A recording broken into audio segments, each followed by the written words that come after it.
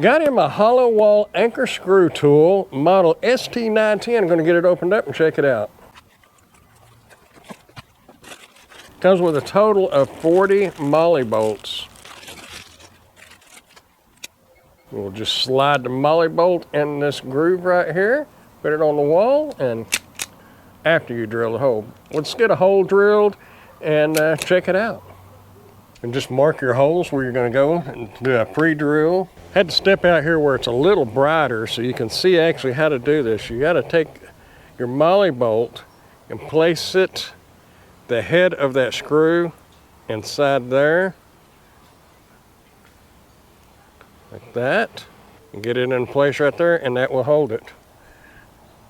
And we'll go put this in the wall. So once you have your hole drilled, you just take this,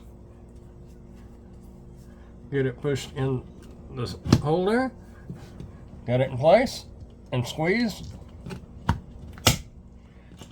And that's all there is to it. You can take this out, and that's inserted. Put your whatever you're going to put in place there, and there you go.